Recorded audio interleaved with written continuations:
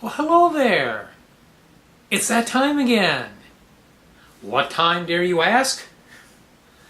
Time for the blog that truly blazes. Here in my home. I'm playing hooky today for Modern Zen. Here in my home in Coconut Creek. Today's date, the 15th of May of 2015. And as usual, I'm going to go over the energies of the end of last week's reading, what we're coming into now, and of course always most interesting, what lies ahead of us towards the end of this upcoming week. And it will be an interesting ride indeed, so do stay tuned. That's right, the first card is the last card of the previous week's reading. Now this card was the Knight of Swords. This is a very clever gentleman when I do readings. I see him as a male energy that's very witty, very intelligent, very mental in nature. Okay, he definitely comes from the noggin. He tends to live in his head a bit, and he can be very analytical, could be critical, could be witty, smart alecky. So a little hard to get along with, but not a bad person. It's just the way that he tends to express himself. Now, in the positive aspect of this card, this is a lot of good mental energy. It's a lot of focus. As you may notice in the illustration from the Thoth Tarot, the knight is flying through the air, avidly pursuing something. Okay? So these last few days, you may have experienced a great deal of mental clarity. You may have felt very much focused, very sure of what you wanted, and avidly heading towards it. And this Gemini aspect also kind of fits in with some astrological stuff that we have coming up, as we are going to see in the next card. That's right. The next card, the force that we're coming into right now, is the Nine of Discs, or Pentacles, for the Rider-Waite terminology, Venus in Virgo. Now what's interesting is on May 18th, this coming Monday, we're going to have a new moon in Gemini, and also, if I remember correctly, that was Gemini, and definitely Mercury is in Gemini going retrograde. Okay?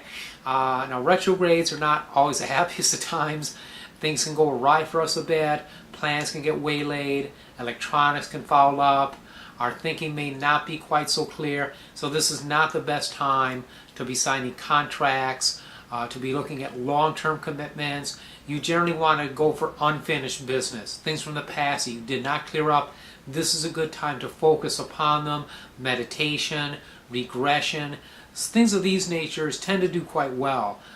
More forward-moving activities, we can still move forward, but advisable with caution.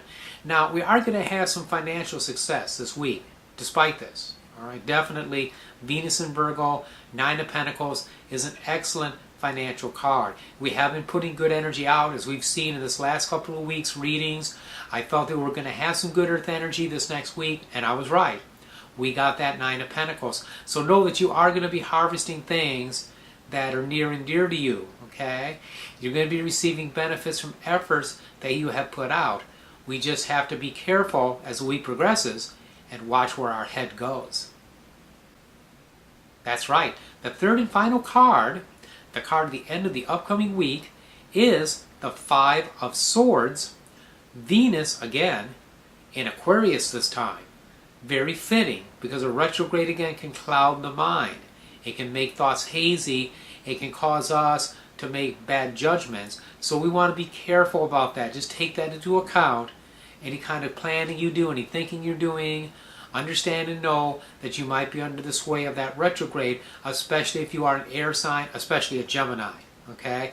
This could have a very, very strong effect on you that could be challenging. These things go for about 3 weeks. So you just simply have to take that into account.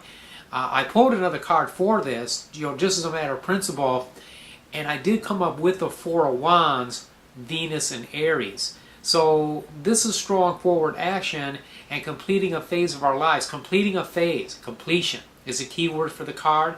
So completing things, again, is important. Do not stress forward movement as much as ending something and preparing the next stage for after the retrograde. If we do that, we can have a profitable and even somewhat enjoyable time over these next few weeks, and certainly this week to come.